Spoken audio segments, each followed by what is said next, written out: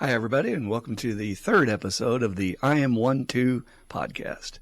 I'm your host, Christopher Cohn, and as always with me in the cockpit is Dan the Man. Say hello, Dan. How's it going, everybody? We just got done with our first two episodes, and the feedback was great. Appreciate that. Keep it coming. And our aim is to help as many people with this information as we can. Unless you're going to a treatment center or you've got a private counselor who is a licensed clinical alcohol and drug counselor, which means they specialize in this field, you probably won't get this information off the internet that I'm going to give you through this. And the reason why I say that about the specialization, every therapist or psychiatrist I've run into professionally thinks they know what they're doing with addiction, and they don't really have any training. The average social worker or psychiatrist, what are they going to get? 3 hours of addiction medicine, and then the rest of it, they got other things to focus on. So you want somebody, if you have this illness, to help you. You want somebody that specializes in it, and that is my background. I just wanted to say from our second episode, because the feedback was so strong about describing, what is our true, deeper malady. That is a subject I'm passionate about. And if anybody wants to write us on the email about your feelings on that or how you've discovered that in your recovery, that we do have a deeper malady besides drinking and drugging. And it has to do with these personality traits that we have and the way we look at the world, just like any other mental illness. It skews our perspective. And then we got these isms inside, these phobias, these neuroses, whatever they would call it, that just won't shut up, that old committee in my head.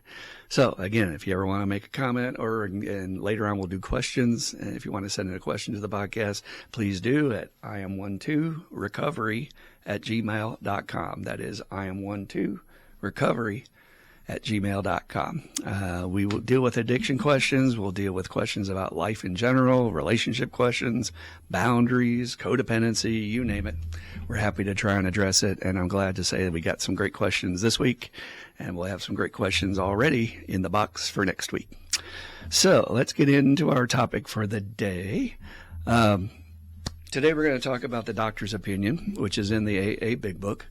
But it's important to understand what we're dealing with in terms of what is this illness. And like I said, I deal with a lot of professionals that are on the front lines treating addicts and alcoholics, and then they'll look at me because I'm the supposed specialist on staff, and they'll say really dumb things like, why'd they do that? Yeah, why would they just get drunk? Why would they drink? And one of my patients was really upset when I came back from a couple of days off because they went to another group and somebody asked them that, say, well, why do you drink? And he's like, are you kidding me? Like, you're asking me that? And that is a question that non-alcoholics and addicts have been asking us since the dawn of time. They do not understand us. We do not understand them. They are the earth people. We are just different. Not any better, just different. So that is why working with other addicts and alcoholics works so well, man, because we are on a wavelength that get each other. You can bullshit your family, but you cannot bullshit another addict. I tell my patients that every day. Get a sponsor. That's the only person that can help you, somebody who understands your head. But let's go back a little bit about what is this definition about alcoholism, addiction, etc. I'll hear really strange things out of the mouths of my patients on a daily basis, but one of the strangest things I'll hear from them is, well, my uncle, he was an alcoholic. He was bad, man. He was real bad, but he just quit. And I'll sit there and go, okay. And then I'll hear another person say something like, well, you don't understand, man. I heard my grandmother, man, she sold herself to get drugs her whole life, and she was living on the street. She was a bad addict, but then she just went somewhere and she was fixed and she was fine the rest of her life. And I'm like, okay. And what I want to scream in the microphone when I hear these stories is, that's not me. That is not my experience. All right? The guy that was able to stop on his own technically is not an alcoholic. And I looked it up on Google today. I Google everything to get definitions and specific information. And the easiest definition of an alcoholic that addresses this, it says, being unable to stop drinking voluntarily. That's the key word, that of your own choice, you just decide you're going to stop. Well, good for you. I could not do that. Neither could the majority, if not all, of my friends in recovery. They would tell you that they had something else going on, which the doctor's opinion in the AA Big Book outlines, which we will discuss today, to explain why we are real addict alcoholics and everybody else might be either in a certain level of progression or they might be on a spectrum. I actually heard somebody say that the other day who clearly they're very famous and they have shared their struggles with cigars and drinking and other things. And clearly they're not an alcoholic addict because it has not destroyed their life, but they keep falling back into it. And it's a bad habit, you know. And then the person said on a podcast, well, I don't know, I'm really beginning to think it's on a spectrum. And I think it is, but you have to take into account progression. And progression is on a spectrum. And that's a hallmark of why this is a disease, any disease. If you got diabetes, cancer, it progresses. And so what that means is over time it's going to get worse. And depending on whether you quit earlier in your career or whether it's too late is going to depend whether or not you're a real alcoholic. And even the big book addresses this. There's a line in there where they say many of us could have stopped long ago, but there was never a sufficient enough reason to put it down. So in other words, the wife had only left once or twice, but hadn't threatened divorce yet. Or, you know, I got a couple of misdemeanors, but they weren't talking hard time yet. But once you get to that point where you cross that line, and we will have a whole episode on progression, you get to a place where you lose all control. And then you belong with us. So let's get that clear from the start. And I have to make that clear to my patients because they feel a lot of, what's wrong with me? I don't get it. They're telling me my uncle, my dad, everybody else, they just put it down. And I'm saying, you're comparing apples and oranges. Maybe you both were fruits, but you're a different kind of fruit. And that happened in my own family, which is astonishing to sort of outline. My grandfather drank like a fish. I mean, I never knew a time when my grandfather did not have a hardball in his fucking hand. And Christmas, holidays, no holidays, didn't matter. And he'd come home every night with cocktail hour, and that's what they did back then. And he drank like a son of a bitch. Irish drinking. And it never cost him any consequences as far as one, which I'll tell you in a second. But he never went to jail, never lost his job, never wrecked his car. None of that shit that happens to me and my other friends happened to him, except for one thing. And the big book addresses that. The big book says the moderate drinker and even the heavy drinker, which I think my grandpa was a heavy drinker, will suffer consequences that may affect their health or affect how long they live, essentially. And that's what happened to my grandfather. He lived long, but the last 7 or 8 years of his life, for any of you drinkers out there that are still doing it, his brain was destroyed by this poison. It's the worst drug you can put in your body, except for meth. That is scientifically factual. Meth is more dangerous because we don't know what it was made with. If it's made with bug spray or radiator fluid or battery acid, whatever they're putting in there in their garage, that's give you cancer and all kinds of shit. But now we know that alcohol is a class 1 carcinogen. That's how it's now defined. On the same level as tobacco smoke, same level as benzene. If you work in a factory with benzene, you're going to get cancer. So last 7 or 8 years of his life, he was laying in a bed yelling for the nurse. Didn't recognize anybody that came in the room. Sad, horrible, lonely, desperate. Didn't know, again, just terrified. He was terrified all the time, not knowing what was happening to him. And I watched that, and it breaks your heart. But that is our legal substance in our society. Thank you, Uncle Sam. We appreciate it. He killed my father, too, and 2 of my stepfathers. But then my dad, so his drinking was existing when my mom met him. And then during my youth, say the first 5 to 6 years, it was manageable to an extent. He didn't get fired. He didn't have all the shit happen. And then he turned that corner. At a certain point in his progression, the most powerful desire to stop will be of no avail. That also is from the big book. And that's what happened to him. He turned a corner where he started losing jobs, and he started abusing my mother, and he started all this shit that changed him. And that's another hallmark of a real alcoholic, is we have this changed personality effect. Bill Wilson in the big book called it Dr. Jekyll, Mr. Hyde. It's been scientifically studied. Like if a happy person is generally a happy, upbeat person and they drink and they're normal, so to speak, if there is such a thing, they will just become more happy and more lovey on everybody when they're drunk. And if you get a sad sack that's kind of depressed and you give him a bunch of booze, he'll just become more crying in his beer and feeling sorry for himself. But only the addict alcoholic, the true one, and you all will hear this feedback from your family when they say, I don't know who you are past a certain drink. And they will time it out. If you live with a wife, husband, whatever, a dog can go, yep, here we go. 5th drink, he is turning that corner. He is becoming Mr. Scary. And then you become violent, or then you become crying in your beer, or whatever is the opposite of the way you would normally be, that 180. And And my father became that. He became unrecognizable to my mom. In fact, my mom would say, this is not the man I married. I don't know who he is.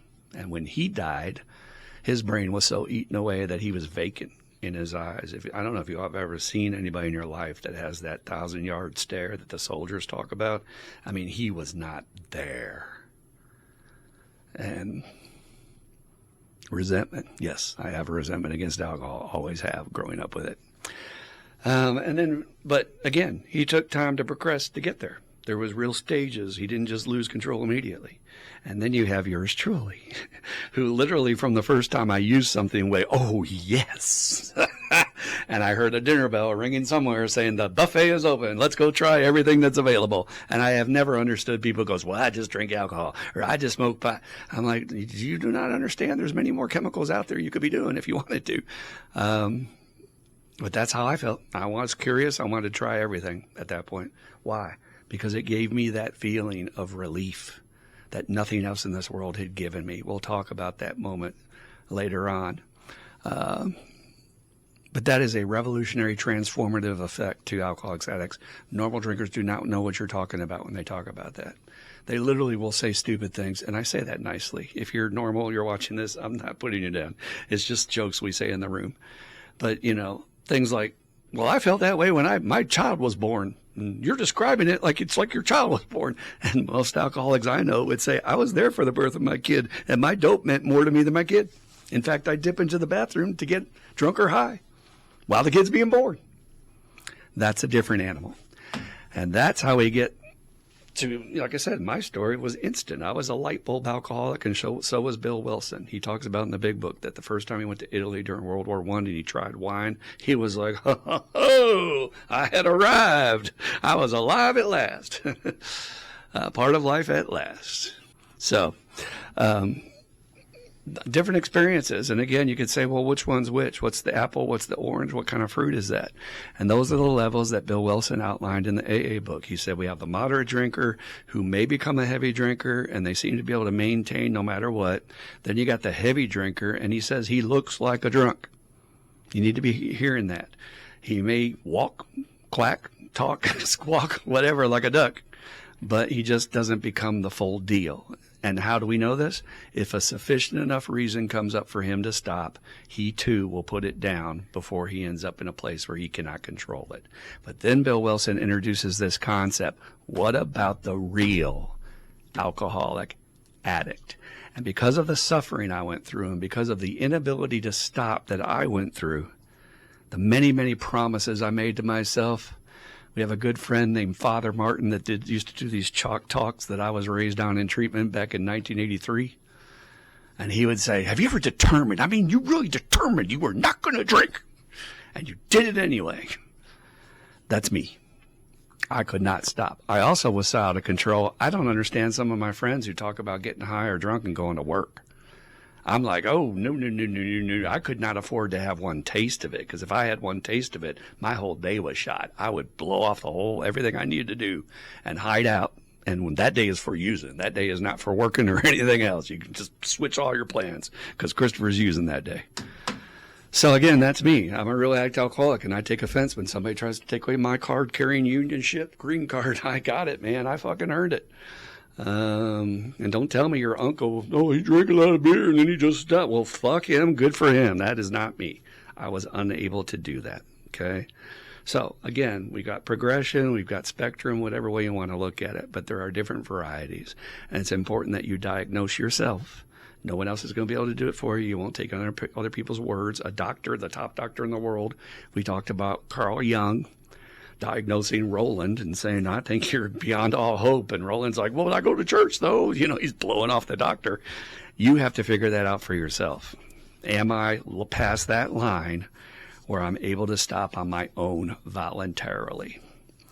So Bill Wilson was so out of control that he was basically homeless. They had to move in with his wife's parents. How embarrassing. There's a great scene in the movie, My Name is Bill W., where they're having breakfast. And Bill has been out drinking the night before, so he's got this awful, you can feel it, the way the actor is doing it, James Woods, awful hangover, right? And apparently back in the day, they used to dress up for breakfast. Everybody's got their clothes on, looking good. And he comes down with his shirt open, not buttoned up, and he walks over to the chair, and they've already been eating because he's late. And the father is sitting at the end of the table, and the father gives him a look like, well, ain't you the biggest piece of shit I ever saw in my damn life? You can't even support your own wife. You ain't no man. All that stuff because we didn't understand what alcoholism was. So he had to suffer that guilt and shame and embarrassment. So you're essentially homeless. You can't keep a job. And he's going down the tubes. And he ended up in this treatment center called Towns Hospital. And I have heard through the archives, I could swear somebody told me this and showed me this from the history, that he was in there 29 times. That might be debatable, but nobody can deny that he was in there a lot. And the story goes that he would promise Dr. Silkworth, I'm not going to do it. I really don't want to be a dick anymore. I don't want to hurt my wife. I don't want to be jobless. I want to have a better life. And he meant it. You could have hooked him up to a lie detector and it would have gone, he's good. Yep, he's never going to drink again. And he would walk out on the street, turn to left, walk down the street, turn a corner, and then go into a bar, say hi to somebody, and he'd be drunk back there that night. And he'd be fighting with the nurses. There are documentations of Bill Wilson, our hero, fighting with the nurses. So that gives you an indication of what happens with that personality change, right? I don't think he would be hitting a woman in his sober life, for God's sakes. So what was unusual about this relationship is A, that he goes in there 29 times, so the doctor got to know him a lot. And B, this doctor, Dr. Silkworth, was a saint. He cared about drunks.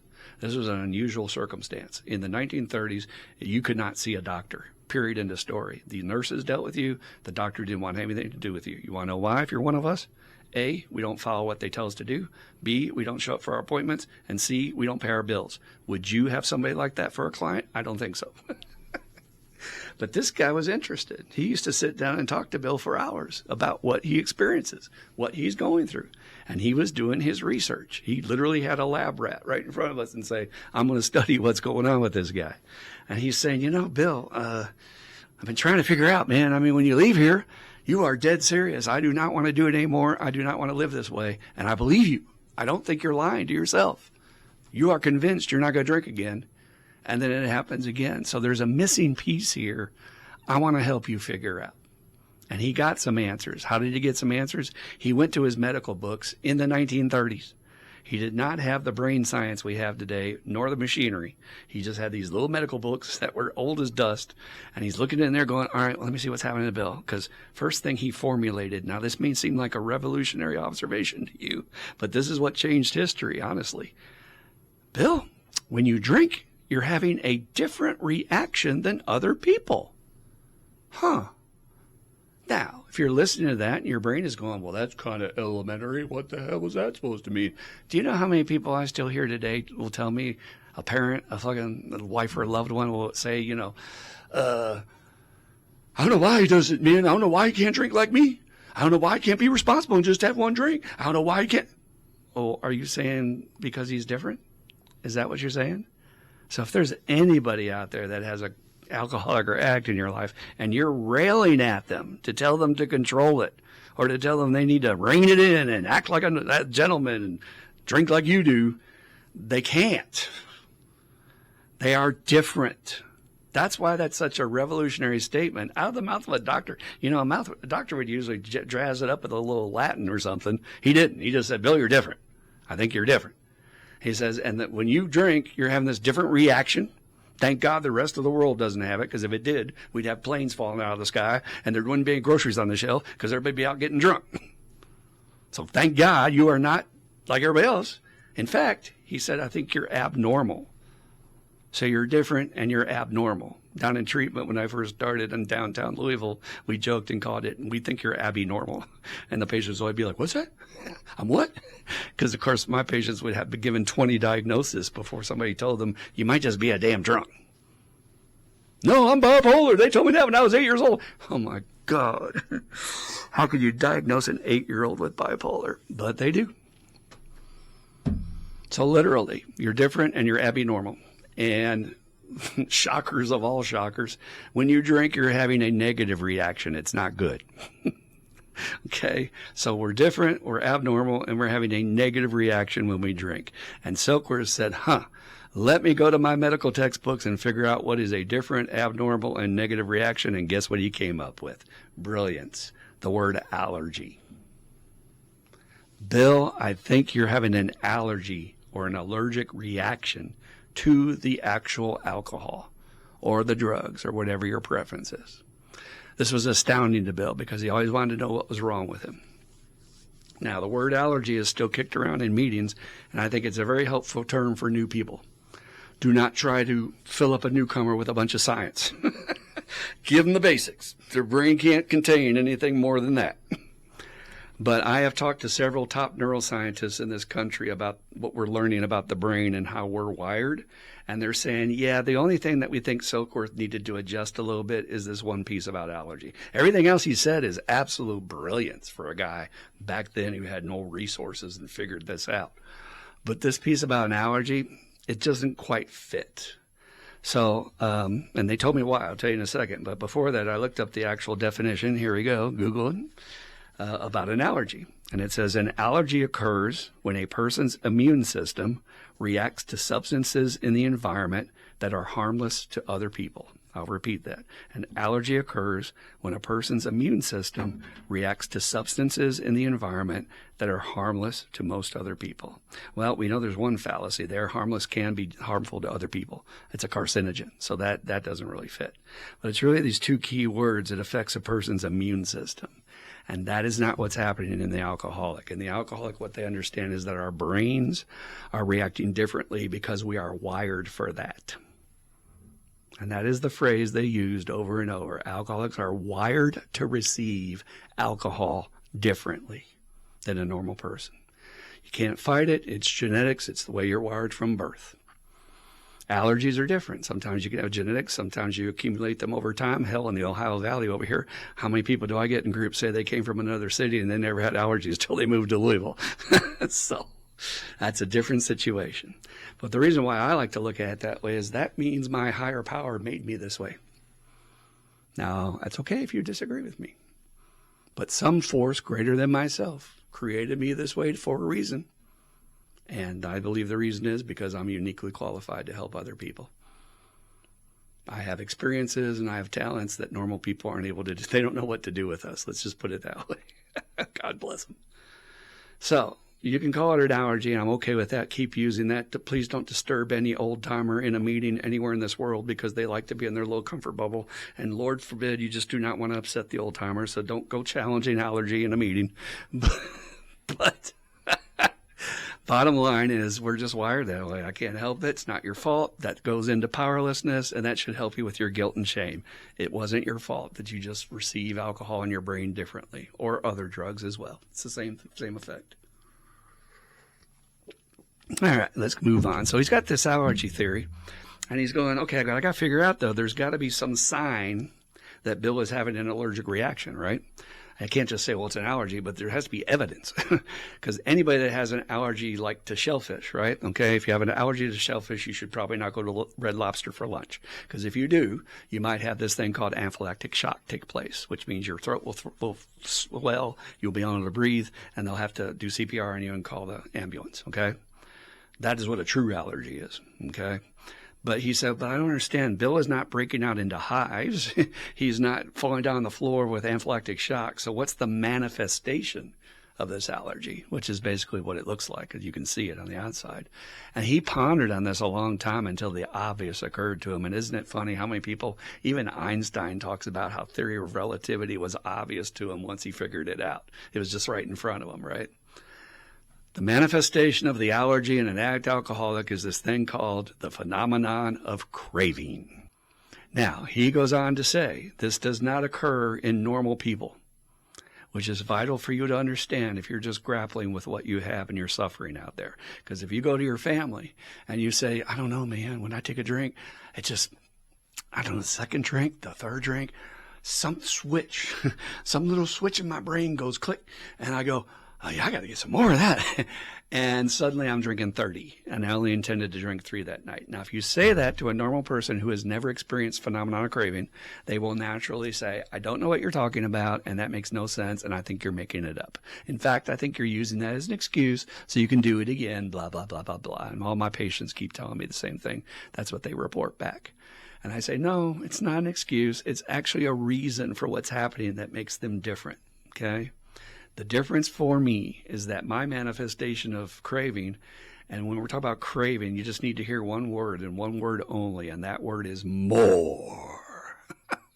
With a capital M. Did you hear that? I'm going to do it again, maybe send the mic levels through the roof. More. Any good drunk or drug addict out there knows what I'm talking about, man. There is a fire on the brain that gets lit. And you get a look in your eyes, and you are in go mode. And I don't care if you're a priest, I don't care if you're a grandmother, I don't care who gets in front of you. Pardon the French, you will step on the throat of your child to get that next drink. I've seen it. I have seen it. That's the point where you've lost all control. And there does come a point with the phenomenon of craving where people get to a point where they will chase it into the gates of insanity or death. They will live in a tent down in Tent City and do nothing but drink or chase meth or whatever their thing is. It's astonishing, the power of this thing. And if you as a human being are trying to help somebody while they're drinking, I want you to hear 2 words that you need to file in your computer banks. You can't. All you do-gooders, all you 12-steppers, all you people out there trying to sober people up when they're drunk or high, you can't. They are not hearing a damn word you're saying. They cannot. The brain is under the complete spell of more. Now, if you want to measure what that's like, if you're a normal person, why don't you try going without eating for a week? Okay? I heard Theo Vaughn, the great comedian, on Joe Rogan, talking about that he fasted for 3 or 4 days. He says, you understand, man, I could hear like a Skittle dropping on the concrete across the street. I could smell. His senses were so heightened that he had to get some food. And that was 3 days. So I'm saying, you try and not eat a thing for a week, and you take a bite of one thing and put it down, and notice how that phenomenon of craving to get more will just completely possess your body to say, I gotta eat, I'm gonna die. And as we talked about on the first episode, that is the frightening part about addiction. Your brain is convinced that if I don't have this substance, I will die. It's a scary damn thing, and I've seen it go to levels that would curl your hair. Stories I've heard over the years. There is a scene from a movie I was thinking about that kind of shows it. At least it occurs to me when I see it. There's a movie called Constantine with Keanu Reeves, and he plays this, I'm going to mess this up, he's like an archangel demon deliverer or whatever. It's a comic book character. But there's this character in there that the devil possesses. And he doesn't know he's possessed by the devil. All he knows is he's been trying to stay sober, and he needs to drink bad. So he runs into this little store, and he runs over to the part that has all the wine bottles and stuff, and he's trying to open them all up and get something in his throat. But every time he opens one up and pours it down, no liquid's coming out, and he's getting increasingly panicked. So now he's starting to break the tops of the bottles and just try to pour it. Now, in reality, the camera switches, and he's pouring the drinks in his mouth. He's pouring them all over his body. But in the illusion the devil has created, he can't get it. And it takes on this fury where he just keeps, and he essentially drinks himself to death. And there's another scene in there I like right after that, which is just as the devil comes around the corner with his little suit, sort of giving this wry grin that he's mine, this clerk comes over to see what's wrong with him and take care of him. And the clerk looks up, and out of nowhere, his wings go, whoosh, and it's an angel. And it's such a powerful scene, man.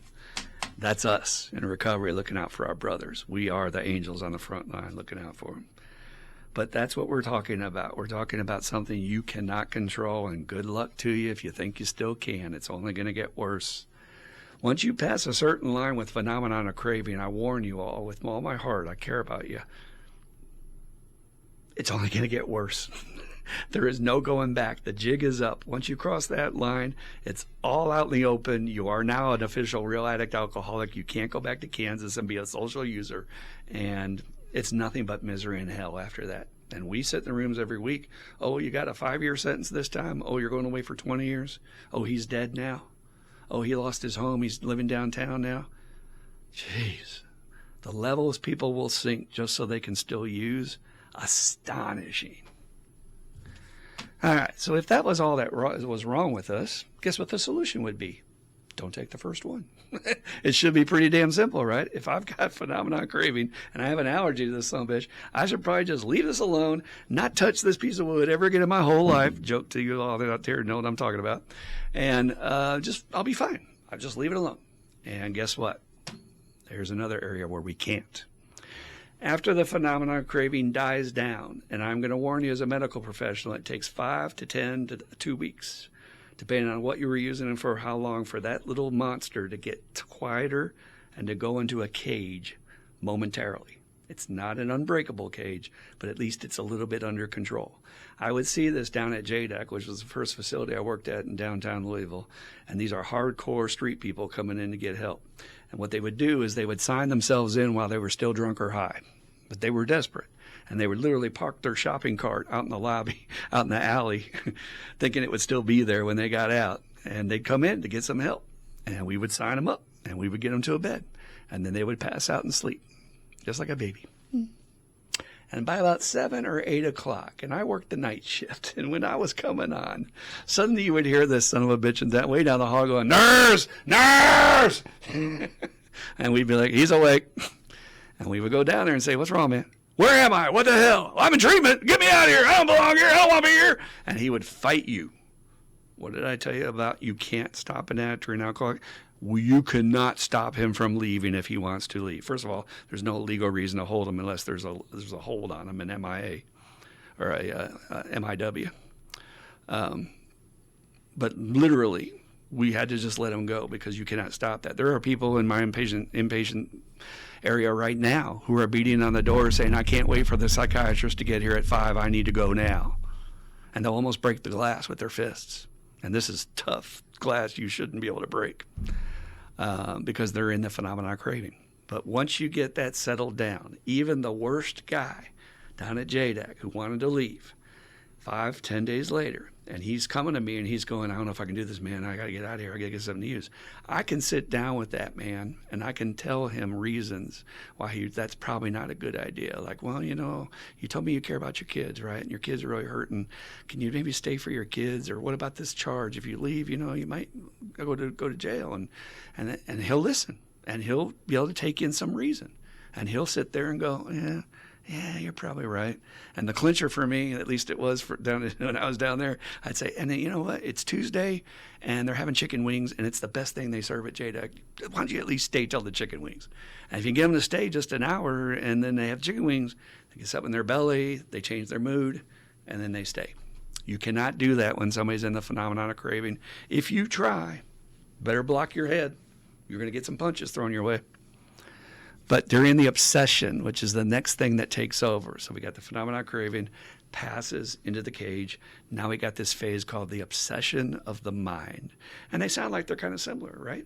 But they're not. Phenomenon craving is way more scary. Like I just told you, you can't stop them.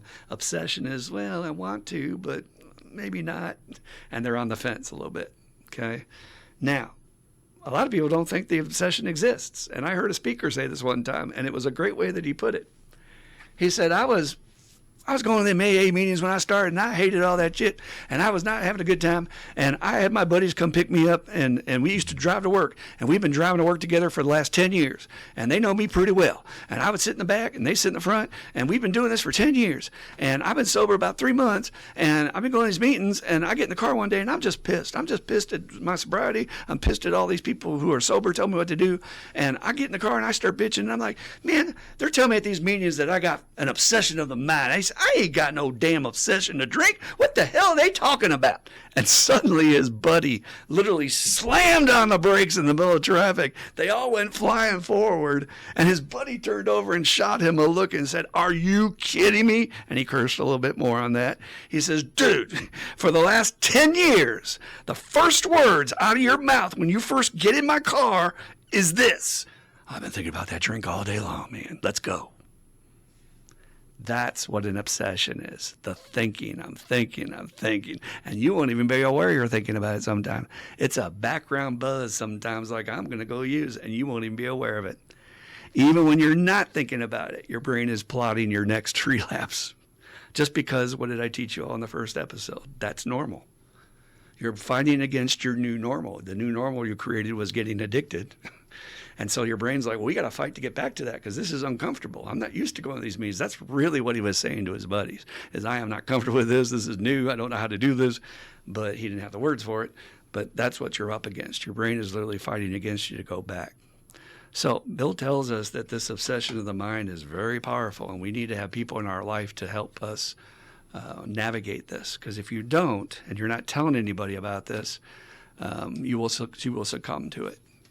Our number one tool in recovery is telling somebody else when you're having thoughts of drinking or drugging. I don't care how small they are. You'll get these guys in the meetings that will be like, well, I'm an old timer and I just was thinking about having a beer when I went to a party the other day, and they won't tell on it. And then one little stone in the can becomes 2, becomes 3, and before they know it, they're starting to feel a little more thirsty. So the philosophy is, no matter what's going on in your life, which is why recovery is such a great gift, is we have all these willing people around you that are more than happy to listen. And when you share it with someone else, it halves the weight that you're carrying. Literally, I saw this in group today. A patient I was having a very bad day, and they just blew it on the group, which is what I encourage them to do. Please vent, let it out, tell us what's going on. And then, boom, I feel better, and I feel like I don't have to use. Before then, ready to go out and just do it. It will lessen your load and lighten your weight if you will share it. Okay, so please don't keep that to yourself. And by the way, one last thing about the obsession of the mind, what is Bill telling us is that it's normal. Again,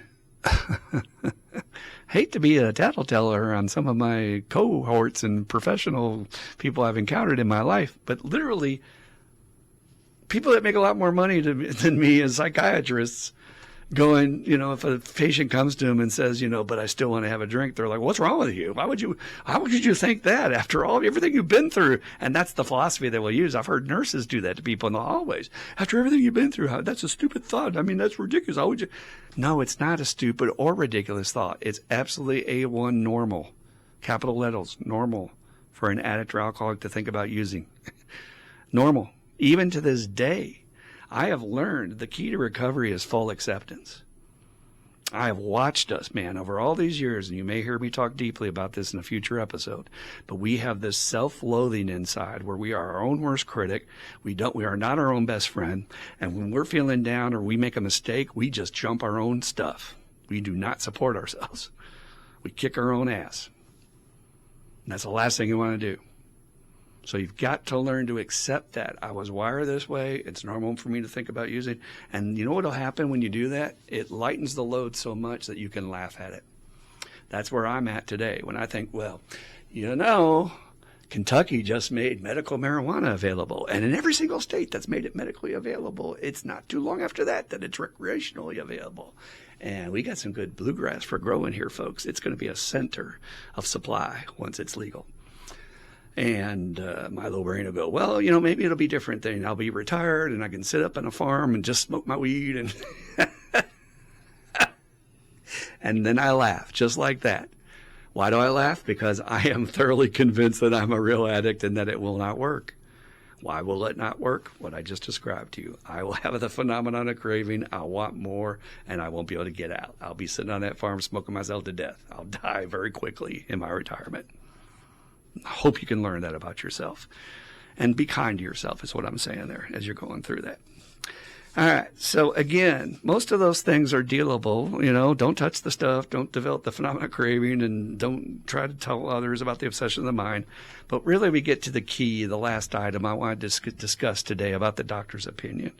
And that is this thing that Silkworth figured out that was just genius. I mean, I have not heard any medical terminology that describes this better than he did. He said, I'm watching you, Bill, and you make your promises, and I believe you. You could pass a lie detector. But there's something else happening, this little twist of your mind, that when you go out the door, suddenly a drink seems harmless. Suddenly that first one, there's a justification for it. And I don't understand what it is. And I don't know if this is the way he thought it through, but at some point he might have said, but it's very peculiar. And then he came up with this phrase called the peculiar mental twist. A phrase that Bill uses after that, which I prefer, is the strange mental blank spots. Meaning that my sound reasoning to stay sober just goes right out the window, and I don't know what I was thinking. And if you have worked with addicts and alcoholics at any length, you will hear that out of their mouths more than anything else. After they offer up their trivial reasons for why they did it, which make no sense, eventually they'll go, I don't know why I did it. I've had people in my group who relapsed after years, and they're like, I don't know why I gave away my sobriety.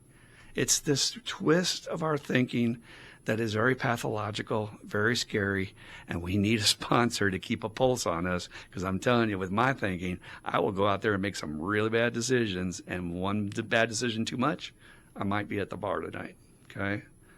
So let me break this down for you about how the peculiar mental twist works. It says that right along with our sound reasoning, so I've got this idea like, okay, I'm going to go to work today, I'm going to be a good husband, I'm going to pay my bills, and I'm going to get home safe and not cause any mayhem. Right along with my sound reasoning, there parallels this insane thinking that is triggered by a trivial circumstance. So my insane thinking is basically my resentment, my phobias, my fears, all my little stuff I got in my little can back here that's going all day long, my committee in my head. But then something triggers it. Like, say my boss calls me in my office and he just rams me with some stuff or loads me up with work that I don't deserve. Or say my wife is not acting right that day or whatever it is. This trivial reason will begin to overtake the sound reasoning. And I will get so obsessed with my partner's a bitch or life's not treating me fair or I deserve it. And the sound reason is gone. I forget all about staying sober and the other one wins out. Now, Bill in the book said his doctor told him the lack of proportion, the inability to think straight is insane. Bill called it strangely insane, which I like myself because I like to be unique. So I'm not just crazy. I'm not just insane. I'm strangely insane. I'm a little bit special. So if you don't have a sponsor, your peculiar mental twist is going to undercut you every time. And we see this to tragic proportions. Like I said, somebody's supposed to not do this or they're going to lose their kids. Or somebody's not supposed to do this and they're going to go to jail the rest of their life. And they just suddenly... I've even heard people so sick with the peculiar mental twist that they said in my group, oh man, I'll just go to jail. This is just too much. I'd just rather go to jail. And I'm like, wow, how could that even be an option? How could that even be any considerable option? But that's where we get. And that's what makes us different. Everything I just described to you today, a normal person never experiences. If you try to share it with them, they're just going to give you that dog you don't understand look where they go, and they're not going to get it. But if you say that to another addict who's done the work and has learned to be honest with themselves, not somebody who's in denial or delusion, they will look at you and go, yeah, ain't it a bitch? I can't successfully use. I tried. And that's where you surrender, which we'll be talking about in 2 weeks. We're going to talk about step 1 and letting go and surrender and powerlessness and all that. And that goes for any condition, whether you've got overeating, oversexing, being in technology and cell phone too much, being a workaholic. Learning to surrender and let somebody else help you is the key to the whole deal. So I hope this was helpful today. Like I said, we want to provide information. And if you have any further questions about anything I speak on in this podcast, please feel free to send it to iam12recovery@gmail.com, and we'll address as many of those as we can. The most important thing I think to take away from today is that there are reasons for what I do. It's not my fault. As we said on the other episode, it's not my fault, but it is my responsibility to take care of fixing it. And there are tools available to fix it. I've been sober almost 40 years going into next week, less than a week, 2 days. I don't know what day it is. My Dan will just wave to me 2 days. That's unfathomable to me that I could go without a drink or a jug for 40 days. I even said that in group one time a while ago, and somebody wrote in the chat, this innocent kid, not even a beer? It's like, no, dude, not even a beer. That's not sobriety. Not California sobriety where you're smoking weed and all that nonsense. Sobriety, recovery, real stuff. And last thing I'll say is I've never regretted it. It's the best decision I made in my life. You get so many gifts, and I was saying this to another fellow addict this morning, we don't deserve them. We just don't deserve how many gifts we get from this thing. So don't lose hope. Stay with us. Keep coming to the episodes, and we'll help you with as much information as we can. And God bless you that you can help get well from this terrible disease.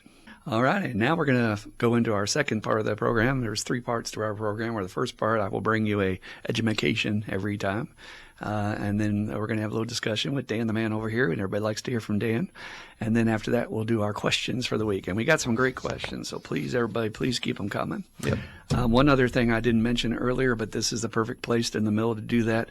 Please, if you can, if you got anything out of this, please like and subscribe. This is not to feed my ego. This is literally to get our analytics up so that more people have access to this information. As I said on the first episode, if you go outside any major city, there are people dying left and right, literally on the streets, without any help. They don't know what's wrong with them. They don't know where to go, but they have internet access if they have a phone, maybe. And they can see this, but only if we bring it up in the ratings, because that's the way the algorithms work. So please do us a favor, service work, like and subscribe, and then that way we can get our image emerged up a little bit. And speaking of dying, I mentioned to the nurses the other day, we were just talking generally about this disease. I had a dear friend in my earliest recovery named Karen, and she was from Little Rock, Arkansas, and she was the cutest little thing. And we were so close. We went everywhere together and just laughed at other people and had the same sense of humor kind of deal.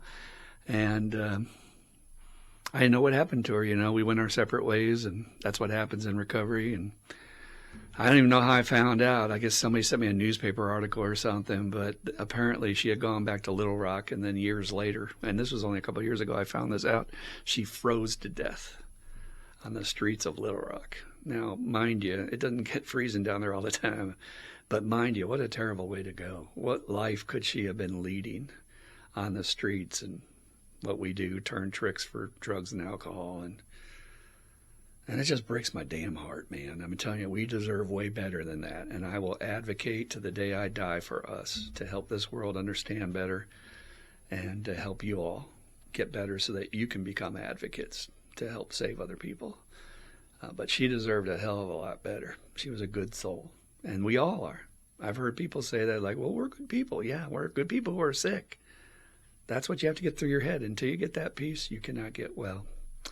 So, Dan, what did you think about this doctor's opinion section and how it relates to you and some of the things you've been through in your experience? Well, first of all, the doctor's opinion is definitely one of my favorite. We joke about miracles and recovery and favorite parts in the big book, and it seems like whatever topic is on board is my favorite at the moment. And I really like the way, you know, we don't break out that doctor's opinion on a guy the very first time I'm meeting him when his brain's all fuzzy still and all that. Like you were saying, it takes a couple of weeks for that reception to come on and turn on so that, you know, that science and that deeper, more about alcoholism kind of concept is can be absorbed. They can get it later. A lot of, you know, that same thing about the allergy. You know, I've heard it said, you know, it's an abnormal response to a normal substance. So if you did strychnine and you died, that's a normal response to a to a substance.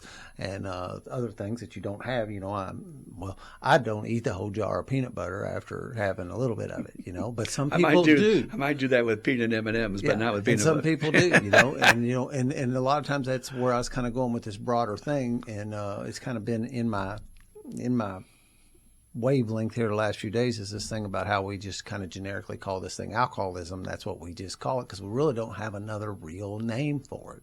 That's the one, you know, what do they say in the, what is it, the DM, what is the book that has that? Well, now it's officially termed substance use disorder. Substance use disorder.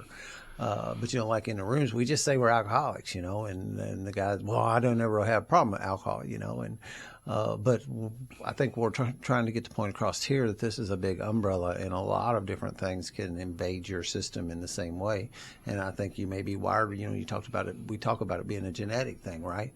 But also at some level, we maybe have evolved, you know, through our earliest ancestors who overused alcohol and rewired themselves slowly over time. Good point. To eventually we have this point of it today that what's a bit of a, I would say it's a bit of an epidemic, you know. But you know what's paralleled with that is also the intensity of the substances. Because I've heard a lot of people talk about the pilgrims and the beer they were bringing over was so watered down nobody would drink it today because that was their only source of potable water. And that's going for every substance. You know, if they drank water elsewhere, you might die. So that's what they would use from breakfast to dark was just this beer they would make. But, you know, then you go from 40 proof in Bill's day all the way up to 151 rum. Right. And every drug has increased in intensity since man's been around because we like to monkey with stuff. That's who we are. Yeah, and you were talking about those exceptions, you know, that thing where these people, well, my uncle drank, you know, and that seems like something that every new guy has to have, you know, like the one that I always get is, well, you know, my uncle drank until he was 90 and, you know, and he never did have a problem with it. He was drinking the day before he died. You know, but those are very abnormal conditions as well. You know, I like to say, so do you think you're that, you know, you're 25 years old and already, do you think you really are that guy that slips through? And there are guys that do that. I had an uncle that drank until he was 87 or something, and I would have liked to classify him as an alcoholic. But at 85, 87, he quit. And he lived to be 90. Now, it wreaked the havoc you were talking about, right? But the fact was, at some point, he put it down. You know, so that, you know, I'm like, well, okay, you know, when he was 80 years old, I would like to call him an addict. I'm glad you brought that up because let me flesh that out a little bit. There's this little mysterious factor. When Bill says in the big book, we have no monopoly on God, what he's saying there is that there are other ways that people achieve change. Now, change is a very mysterious process. Yeah. We're studying the hell out of it in terms of the brain and how this works. But we don't know if that guy had a come to Jesus moment with his own mortality and not even going to religion. I always, like if one of my patients says, well, my so-and-so went to church or whatever, I say, it's fine. Okay, that was her program. That's fine for her. That wouldn't have worked for me. But this idea that, you know, eventually we're all going to face our maker. And he was closer than any of us at that age. Right. So we don't know if he didn't have a private moment one night where he was so going down with his use that he realized, oh, dude, I don't want to go out like this. I need to do better than that. That's a very, very good point. Yep. And the same thing for the aunts and uncles you talked about. Maybe they had their experience. And, you know, that's the thing that it says we must have. We must have this vital spiritual experience to overcome this thing. And you don't know, maybe they had theirs outside the room, so we don't have a monopoly on it. And then there's two different issues, too. Are we just talking about putting it down, or are we talking about being able to live happy and comfortably? Well, and see, that's where I need a program. I can put my stuff down, maybe. Man, I can't. But then if I do, what comes next? If I don't have something to fill that empty spot, I'm going to go back to using. And my uncle's quality of life was already past the point to, like, there was that much to salvage. So, what else? And I can't speak loud enough about the telling on your disease and talking about this thing. You know, it is the dampener too, because everybody's going to be having that screaming mind when they put this stuff down. And I mean, it's just, it's magic that the phone call to the guy telling me that, you know, man, I am wanting to drink right now, and a 10-minute conversation, and he's okay, you know. Astonishing. And that could also turn into a binge that doesn't get him back in the rooms, or 3 more weeks and he's up, you know, beating himself up again because he relapsed. Just that 5 to 10-minute conversation can be the complete difference between, you know, relapsing and falling right back in, or staying one more day. And 2 shout outs for technology for anybody out there that's trying to support others in recovery.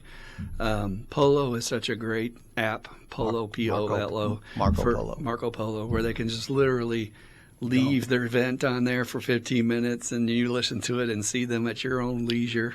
And sometimes that's all they need. It's astonishing just knowing that somebody's going to hear that later is enough to solve the problem. But even bigger than that, what we have in our support group, which I'm like astonished, I've not heard anybody else using this, Dan. If you're aware of anybody else in our town that does this in their support group, this GroupMe or Discord or whatever form of that you want to use, where there's a running chat going all day long and all night long. And literally a new guy, if he's in 3 a.m, he's losing his mind, he can pop in there and go, anyone awake? Yep. And somebody will respond. I could have dreamed to have that kind of support in my early recovery. There was no such thing. In 1983, when things shut down, they shut down. It was nighttime, right? You just call have your to sponsor. hang 'em. You're waking them up out of bed and all that stuff. So if anybody's out there, please group me, Discord, any other group chat apps. There's Facebook pages. Tremendous support. There's tons of places to reach out and kind of do it in an anonymous way. You know, you don't have to. Well, now we have 24-hour meetings on Zoom, which Yep. is even another thing. You just drop in and say, Drop in the help. meeting. Yep. And some guy from Ireland go, what's the problem? I'll help you out. Just to kind of give that, I believe one of them Lucky is called a charms. 319 meeting, and it is a 24-hour Zoom meeting that goes 24/7. 319aa.org. Yeah, there you go. Just go to the website and you can join the meeting at any time. Awesome. That's all I got, man. All I right, could talk that's forever, awesome. but we want to Like keep I said, moving. folks, we are trying to start the Save Dan from the Banishment Fund, and hopefully one day we'll get him on camera and you can see his beautiful face. We're working on it. We're going to make that happen. I got some feedback this week, like, we want to see Dan. I kind of like We're this working on behind it. the scenes He thing, does, too, though. He likes to be hidden back there. Well, when we get him on camera, we'll get him in a little hole, a little dark, maybe a hood on, and he's working the controls over there and doing his thing. All right, we had some great questions this week. Let's get right into it with that. And again, we encourage everybody, bring whatever issues you're having with life. And when I answer these questions, I want to be very clear. I am a professional counselor, but I'm here more as a fellow sufferer. And I say that because I want to bring all the experience from what I've walked through more than from my professional side. Now, I will certainly bring my professional experience, but I'm not here as a counselor. I'm here to be just a regular person and help you with what I've been through with the same things. Most of us have been through the same things, especially around recovery. And life's hard, man. And I know these normal people out there, send us questions, folks. Where do you all go? This is the great thing. People will ask me, oh, you go to those meetings? I'm sorry. And they'll say, I'm sorry. And I'm like, no, you understand. I am sorry for you. Because where do you go with all that stuff you're watching on TV and you're hearing at work all day long, being corporatized and programmed? Where do you go with that? I don't know. Go to church. Really? Do you share it? Well, not really. We mostly sit there and listen. Yeah, that doesn't work. Y'all need to vent. You need to talk, ask questions, get some wisdom, some feedback. Unload it on their spouse. Yeah, or their dog, or their cat, or their children. Poor things. All right, so good questions this week. Let's jump right into it. A member of my family has lost her brother to a heart attack at 50 years old. I'm sorry for your loss. That's terrible.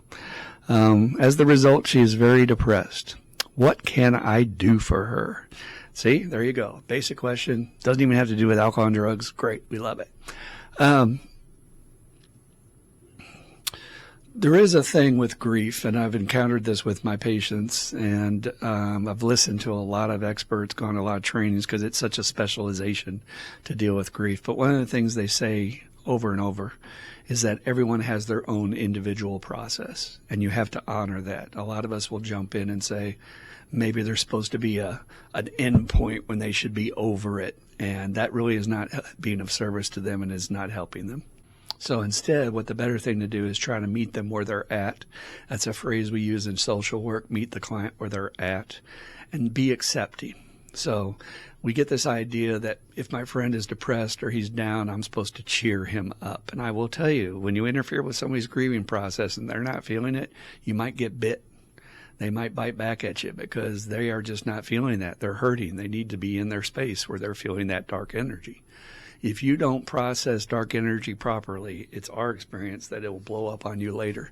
Most of us, when we're writing our 4-step journals, that's all our dark energy that we didn't deal with. We just tossed it in the trash can and put a smile on it, acted like everything is fine.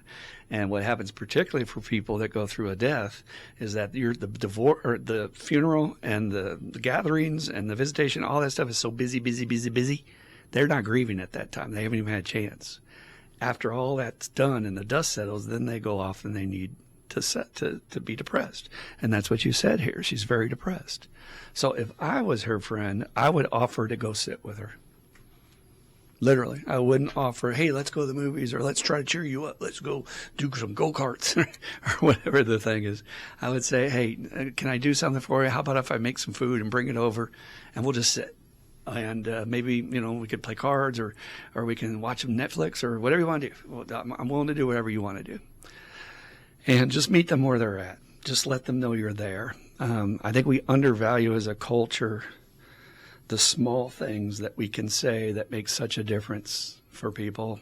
I've gone to suicide trainings where the guy, particularly the one that jumped off the Golden State Bridge before they created these nets. Now they have nets underneath, so they'll catch you if you do that, because it's one of the most popular places for people to fling themselves off. And he says in the video, literally, if one person had just said, "What's wrong?" or "How can I help?" or "I care," it would have changed his mind. But we look past that and we think, in our country at least, success is having a smile on your face. And I fight that with all I got. I'm writing a novel right now that's very dark. I think darkness needs to be celebrated. It's part of the human spirit. The shadow self that Carl Jung talked about, that is a real part of us. And grief and death is a genuine, major part of our mortal journey. Why do we cover it up? Why do we pretend everything's fine? Let's just get the funeral over with and pretend we can move on and get them back to. They give you 3 damn days, man. You lose your partners. You got 3 days off from work, and then you're supposed to be fine. Come back and operate. So, I think the best thing you need to do is acknowledge your depression. Say, I'm here if you want to process it as much as possible. I'm never tired to hear about it. I don't care how much time you want to yell at God or you want to talk about your loss and how much you miss him. It's another thing in grief trainings they talk about, that people feel bad, that they've already brought it up 50 times before and they feel like they shouldn't be bringing it up again. So try not to cheer her up if that sounds interesting. It sounds like counterintuitive, I know. Instead, just accept her and just say, "Hey, I'll come do something on your terms. What would work for you?"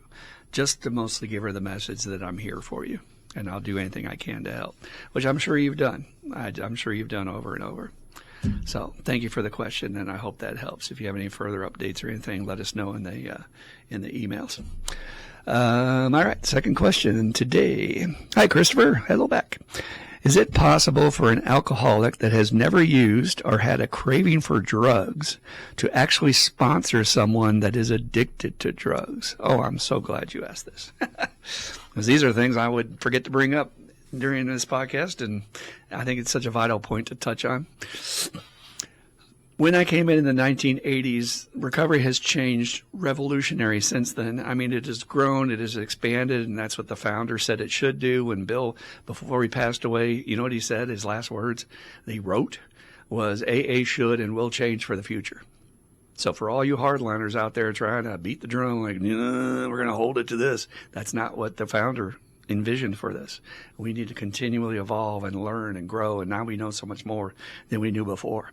And what we know is that an alcoholic can work with an addict. And yet I still run into old timers, or I'll send a patient off to a meeting and they see somebody who has what they want, which is the number one requirement for sponsoring somebody. They see what you want to have and they want what you have. So what is your job to give them that? Your job is to show them what you did. That's it. It really doesn't matter what they used. Are you going to be sitting around with a newcomer talking about how they rigged up their heroin? Is that even going to come into conversation? No. Are you going to be talking about cravings? Yeah. Well, I think you can understand cravings as an alcoholic, can't you? We'd be talking about, phenomena, or you be talking about, obsession of the mind that you can't stop thinking about? Yeah, I did that. Okay, yeah, of course you did. Okay, you can talk about that. The thing that kills me is that we're talking about addiction. And I'll be in a group and the guy will give their first step, which is their story. And then the first words out of my patients is, "Well, I can't really relate to that because I used." You can't relate to what? You can't relate to suffering? You can't relate to your family being mad at you? You can't relate to losing jobs or not getting in trouble at work? You can't relate to maybe wrecking cars or getting to you? What? What? Really? It literally matters not whatsoever what the person used. It's addiction. That's the umbrella when Dan was talking about, we call it alcoholism. It's kind of an outdated term. We have so many chemicals now, it's just addiction. And it's translatable to other things like sex, food, money, work, etc. So please, your job as a sponsor is to just share your experience. And if at any point they do need a question on something that maybe is outside your wheelhouse, we have an answer for that too, and that's to call your sponsor. That is truly what makes our program so amazing, is that down the line there's somebody who has been through exactly what that person's been through and has the exact answer that works the best. So literally, what do I have? I have like 1,000 life coaches at my disposal at any time. Some of y'all might be out there paying for life coaches. You don't have to. Literally, I can make one call, that person can make a call, and then somewhere somebody knows, oh, you got this situation? This is what I did that didn't work, but this is what I did that worked great. So just do it exactly like this. And I'm like, really? Just that? Yeah, just do that. And then I go and I do it, and my situation comes out smelling like a rose. Everything is perfect. So it ain't about the substance. It's about the suffering. It's about the pain, terror, bewilderment, frustration, despair. It's about resentment. It's about just wanting to kill yourself because you hate yourself so much. That's it. And you're going to tell me, anybody, that you don't relate to somebody on those? Doesn't make sense, right? But it's just this conditioning. Like I said, when I came into the program, it was firm. You drug addicts stay over there. You alcoholics stay over there. And I get it. It's called tradition. It's called primary purpose. It's called the other one just went out of my head. But there's reasons for that. So, for instance, I'm not going to go in a meeting of AA and describe my drug use at length, in depth. But I also have gotten to the point where I don't think it matters that much that I went through what I went through, and I should hide my story. This is another hot button for me. Even my sponsor, who was a giant, Dr. Burns Brady, he would get up and he would say, well, I have drugs are part of my story, so I'm going to apologize ahead of time. Why are you apologizing for your experience? You paid dearly for that. How do you know that not somebody in this crowd needs to hear exactly what you said on this topic? And you're going to apologize for your life? I thought we stopped that in recovery. So again, I'm not putting it in people's face, but I'm also not going to make excuses for it. This is what I am. This is the experience I have to share. And if you don't like it, come back next week. There'll be a different speaker. But please honor that about yourself. It's not about the chemical. It's more about the journey. And yes, I think more than if they want what you have, you know how to show them how you did what you did. And that's your only job. We're not expected to be their therapist. We're not expected to fix their life's problems. We're just expected to walk with them. Say, I'm here for you. I support you. And this is what I did to get where I am. Let me show you how to do it. That's it. Okay? All right. Next question. Thank you for that. I appreciate that. I think that's going to help a lot of people to get some clarity with that. All right. I've got 2 more questions today. All right. Here's a real one, he says. I say he. It might be a she. These are all anonymous, folks. So when you're writing your questions, don't worry. You will never be disclosed on air. Nobody will know who you are. I am currently wrapping up my adult peer support specialist training. And along the way, I have discovered that I have seriously unresolved trauma that affects my decision making. How am I supposed to feel like I can really help others when I am still working on me? Great question. For those of you that don't know, there's a new position. It's fairly new. I'd say 10 years, maybe more, called peer support specialist. The idea was that it's so hard to get a licensed clinical alcohol and drug counselor specialization certificate, board certified, that, you have to get a master's degree in most states. And it's just the amount of hoops you'd have to jump through is ridiculous. So we needed more people to help in the field. So they wanted to create lower positions that could fill those gaps to help people. And one of those is a peer support specialist. Which you have to train for and you have to work towards like this person is. But thank God we have them. They're on the front lines doing some real work. So thank you for that. Thank you for your service. I'm still working on my issues and I'm able to help others. However, I hear what you're saying. You're new in the field. And if there's anything I would tell anybody new in the field is you got to have your boundaries up. You got to work with your sponsor. So that they understand the special challenge that you have, that you're going to be around this dark energy all day long. And it's very easy for them to trigger your history with their history, but you've got to have that boundary that I'm in a professional position or role right now, which is why I said earlier, that's not what I'm doing on this podcast. I'm just being me. I'm here. But when I'm working with a patient, I have to have boundaries both legally, morally, and ethically. So when I get triggered, which is going to happen, that's another thing they don't warn you about in school, is you're going to be triggered like all the time, especially if you're fairly new in recovery and fairly new in the field of working with others. So you got to talk to people. You got to get your supports in place. You got to vent that stuff off. The best thing I like to use is that analogy from the movie Ghostbusters when Ray is going down the hallway and he's like, well, it's not Ray. He's talking to Ray. He's like, he's right here, Ray. And then the ghost runs at him and he slimes him. And they find him and say, what happened? He goes, he slimed me. That's what addicts and alcoholics will do. They will slime you and get that bad juju over you. And suddenly you might feel like you want to drink when you're getting off work. You've got to have people to unload that with and just vent freely who understand and will just listen to you, not tell you what to do, not tell you to do anything wrong. Because you're not. You cannot be in this field and not be human. That is part of your best asset. Your best asset is that you do feel, and you have been where they are. I hear that from my patients on a daily basis. I know you get me.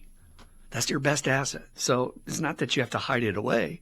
You can say little things like, I relate to that, or I've been through similar things. Try not to make it about you. That's another boundary. Let's not spend their time talking about your issue, right? But you're allowed to sort of bring some of that up and say, and that makes them feel more comfortable that they're not alone, that, somebody else really understands and isn't just saying they understand. So in a nutshell, you're going to get triggered. And it's a long career, so pace yourself. This career has a 5-year burnout rate, is what I've been told, and I've been in it 21 years. So, and I know I've done that through good tools. That is the tools of recovery in the program and my supports. Without that, I would not be able to do this. And there's one other tool I want to throw in there, which has been the game changer for me. So, A, let me just answer your question. Yes, you can help others while you're still working on me. It is going to trigger your trauma to work with other people's trauma. That's why you need to be doing your work outside of your work. If you heard what I said, outside of your occupation to fix yourself, to get better and heal. There's a lot of people that go into the mental health field and they go into it to heal their own issues, and they're terrible therapists. So that's not what you should be doing. But the number one tool I do is I take time for me, and I'm committed and fierce about it. There is times when life interferes with it, like it's going to do this weekend, but Sunday's my day where I just disconnect from recovery. Unless it's an emergency or unless I'm going to somebody's birthday and I want to go celebrate with them, I am not talking recovery. I don't want any drug addicts and alcoholics in my life except ones that are well. I don't mind hearing from my friends. But, I need a day away, because if you don't, that darkness will consume you. You have got to have balance and light in your life. And on Sundays, I just do what I want to do. It's my day of rest. That's in the Bible. I am not a Bible guy, but I'm going to take it at its word. On the seventh day, he rested. And we don't do that in America. We're so go, go, go, and I think it kills us. If you don't rest on the seventh day when you go to work on Monday, you're going to be a little resentful that you didn't get a good weekend in, or whatever day you want to choose of the week to do that, or time if it's only half a day. But you've got to have time to unplug completely from recovery. Do not surround yourself in 100% recovery. That's a prescription for a disaster. It will overwhelm you. So I hope that helps. I really admire what you're doing. I mean, just to be in recovery and trying to already do something to help others professionally is awesome. It's tremendous. So if there's any way I can be of any support to you in the future, please let me know. Send more questions. And if they had told me what I was in for going into this field, I have learned a lot of tricks of the trade to just make this thing work. We are the hardest population to work with. I've heard that from so many professionals, and I will go on record and say that. Addicts and alcoholics are the hardest population to work with. Or, to wrap it up, what an AA speaker said one time, he said, this was a tremendous story. This gentleman from Denver, Colorado came to town, and it was a room filled with 500 people in a gymnasium, and it was rowdy and it was loud, and he got up to the podium and he just sat there and he just looked out at the crowd and didn't flinch a muscle. And he waited till every single person in that room settled down and became silent as a stone. It was an astonishing power that he did by not moving a muscle. He just waited until, everything settled. There's no playing around, no getting yourself on. Everything settled, and everybody's looking at him like, is he going to talk? And then he leans in the microphone and goes, you want to know who we are, folks? Still looking dead on like a Clint Eastwood stare.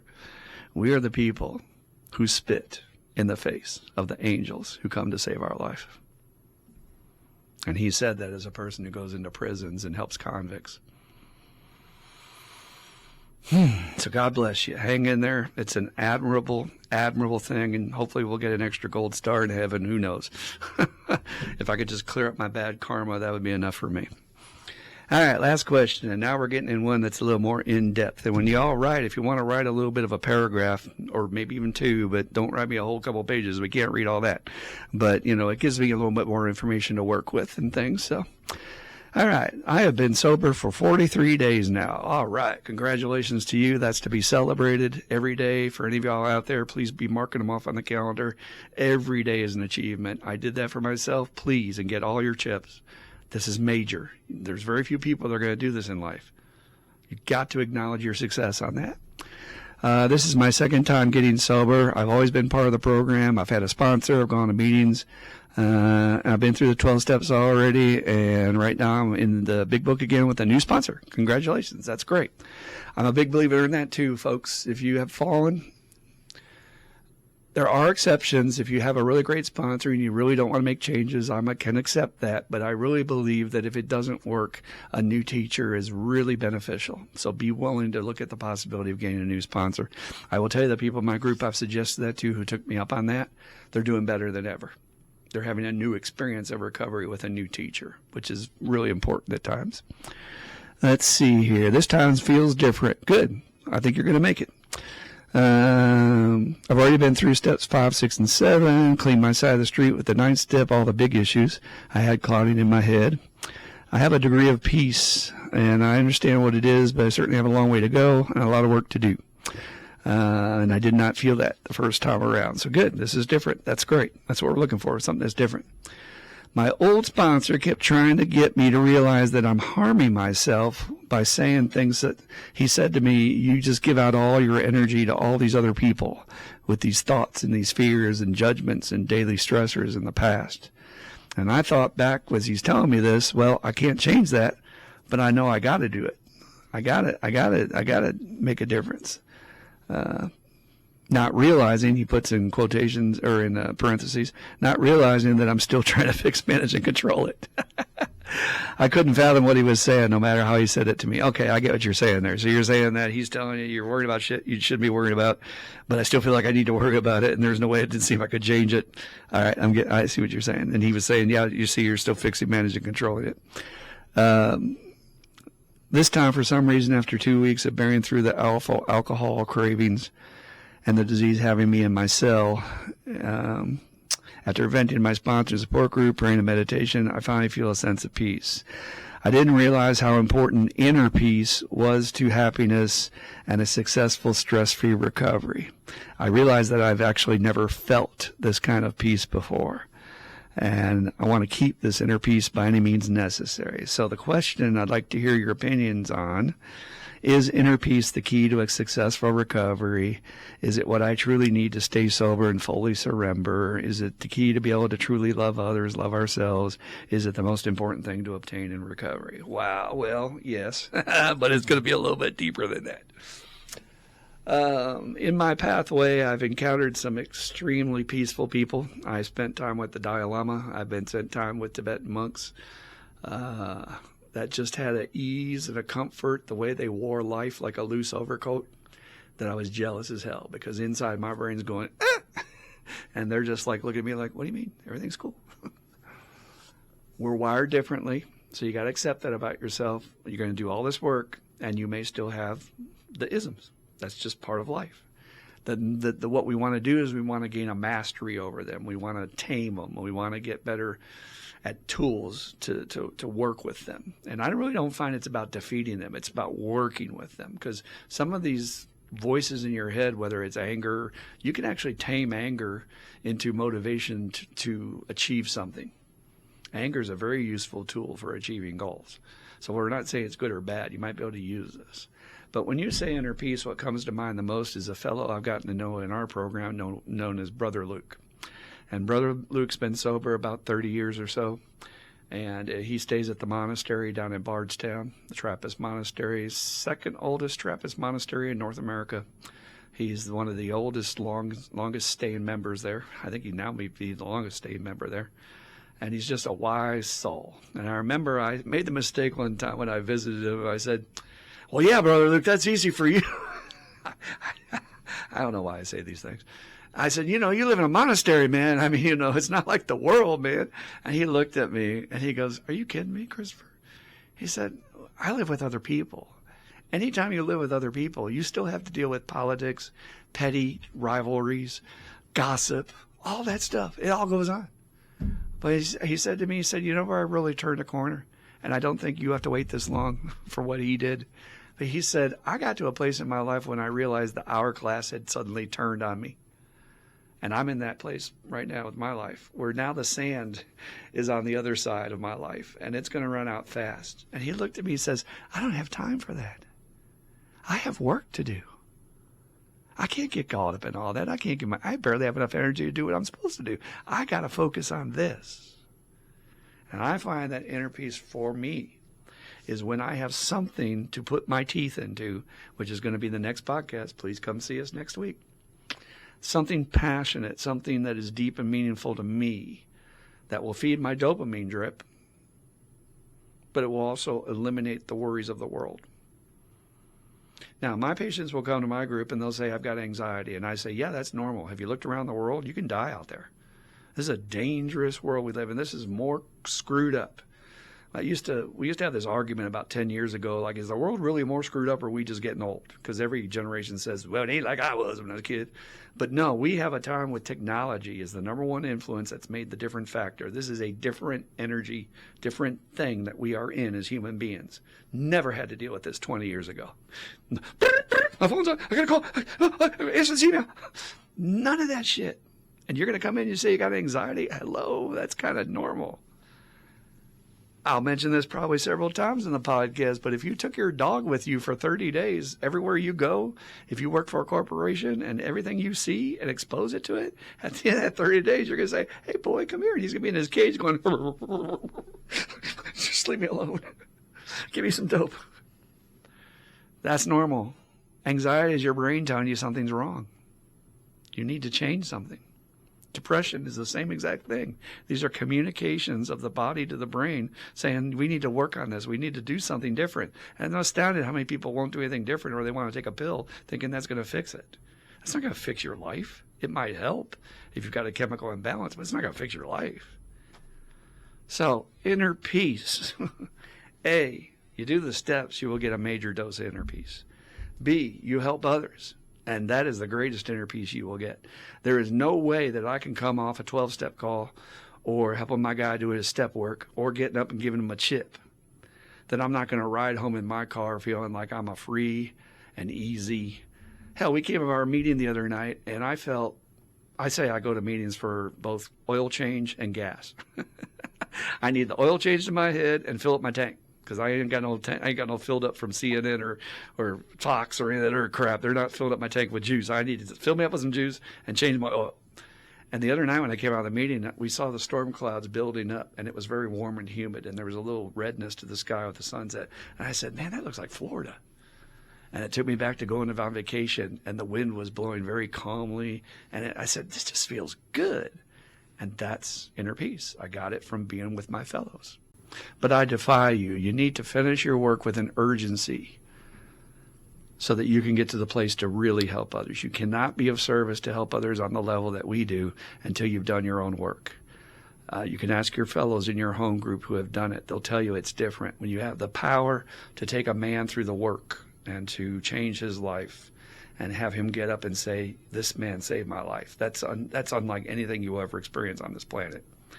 And when you help others or give of yourself, I don't care if you want to serve the homeless. Like there's a good friend in our group who's doing miracle work to really help these kids downtown and the homeless people in the tent city have a different life. You cannot have anything but inner peace. I will have an inner peace from sharing in this podcast. And it's not ego at all. It's that peace that I did something good today. I feel like I'm safe and protected, like nothing can happen to me because I'm doing the right thing. I'm exactly where I'm supposed to be. And when you get that feeling that you're exactly in the tongue and groove of where your life is supposed to be, it's a smooth, deep feeling that I know Dan can relate to. And you write it. And then sure enough, somebody's going to come along and say, did you hear about the war? Thank you, man. I really did want to hear about that. But just practice at it. Do the steps. Finish your work. Learn what you need to learn differently, but think of it in terms of I'm preparing myself to be a kick-ass sponsor. I'm preparing myself to be a ninja warrior to take care of this message. And when you get there, you won't get caught up in stuff. Like Brother Luke, he does so many deeds to help so many people, and he's so busy. I say this lovingly. The son of a bitch looks like he hasn't aged a bit. I saw him at a funeral recently that he officiated, and I said, you haven't aged a minute. Look at you. That monk life, man, living clean. But it comes. Go see teachers. And I think I know who might have asked this question. So if you want to seek me out at some point in your journey, I would suggest after you do 5, 6, and 7, if you want to go see Brother Luke personally, he is available to talk to anybody that wants to come see him. So those are the questions for this week. Dan, did anything jump out on those that you just wanted to add or say anything about any of that? Just great questions.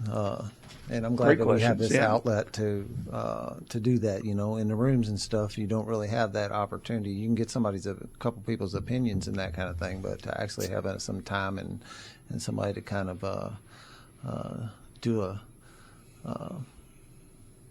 short dissertation, in a sense, around the question, I think is a fantastic tool we're using here that we're doing. So, and I have learned from you over the years, and like some of that stuff, I in the education portion today and every time, I always am picking up new stuff. But like when it comes to answering the questions, I pretty much I've listened to you enough that I kind of know the answers most of the time. Mm-hmm. So yeah, great stuff, man.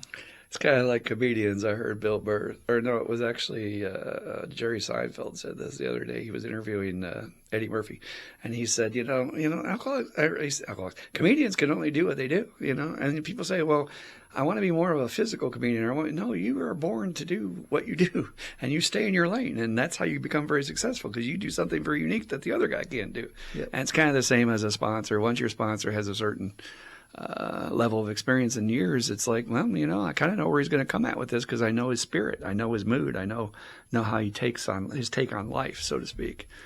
I will say this about that last question, though, man. Inner peace is probably the most valuable thing, and I got to be careful about that because you and I go back and forth about what's the greatest thing about recovery or what's the most valuable thing. But when I was a child, like I talked about last week, and not being able to go to sleep, I never knew peace until I entered this program. And learning tools like meditation, which we'll talk about, and taking long walks and talking to others, which I never shared my shit with anybody growing up. It's worth it. It is worth getting that feeling. I want to ride home high as anything, and anybody does crazy stuff in traffic, I'll just look at it and go, whatever. That's an amazing state to be in, not to have to react, isn't it? Yep, it is. Super good, to not this. Some people call this bulletproof kind of thing. And it's not that I can't be shaken at all, because life happens and you're going to have that kind of stuff happen. But for the most part, the book says we do not carry the world's troubles on our shoulders.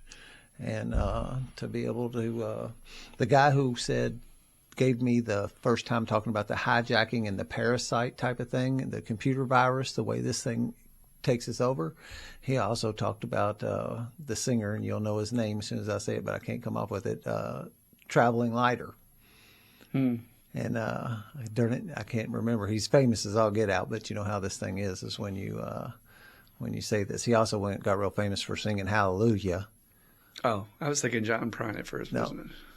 But traveling lighter, and that's the way we move through the world. It's almost like having a little air under your feet. That stuff can't really shock me anymore. I don't have to, as our one question guy talked about, of having constantly feel like you're having the world step on your toes. And as we've already talked about in previous episodes, that is a description of what we have here, is that everything's about me, right? I take on everything that comes around. And being oversensitive. Yep. Like the oversensitivity, the analogy I use is from the movie Finding Nemo, and they accidentally bump into the puffish, and the puffish goes poof. Yeah, right. That's the alcoholic in that movie, in case y'all didn't know. Yeah, it sure is. Well, thank you, folks, for joining us. We appreciate your support so much, and our aim is to take this information to as many people as need it. So again, if you will like and subscribe and help us support our goals in that, we appreciate you. Send questions, make comments. Let's make this fun in the comments. There can be some chatter back and forth in the comments about recovery if you want. Yeah, start a discussion in there. Yeah, I think that'd be a blast. I saw only one question last week that had a reply to it. So you do have a function where you can reply to people's questions like, I agree with that or whatever. Again, send your questions to iam12recovery@gmail.com. No dot. iam12recovery@gmail.com. And we will try to answer as many as we can. Thank you for everybody who wrote in. We appreciate the support. All right. We like to end these sessions in the same fashion we end all of our gatherings, just because it puts a good bullet point on it. I will talk probably more about this later, but when we do the serenity prayer, please understand it wasn't really a prayer. It was actually a poem that was written a long time ago, and this is just one section of the poem. And thank God for our ladies in the program. In 1941, some woman brought this to Bill's attention and said, "Look at this, isn't this perfect?" And he said, "It is." And that's when they started saying that at meetings. So thank you for that. So let's end with a serenity prayer, and we'll get out. All right. God, grant me the serenity to accept the things I cannot change, the courage to change the things I can, and the wisdom to know the difference. Just for today. Keep coming back. It works if you work it, and you die if you don't. Woohoo! And if I get y'all saying woohoo, we'll be in great shape. Because my patients today, I got a big woohoo, and I said, that is a big difference from when y'all first came in here and said, what is this man doing? It's about having fun and not taking yourself so seriously. So have a great week. Enjoy your recovery, and join us, as one of our friends says. See you next time.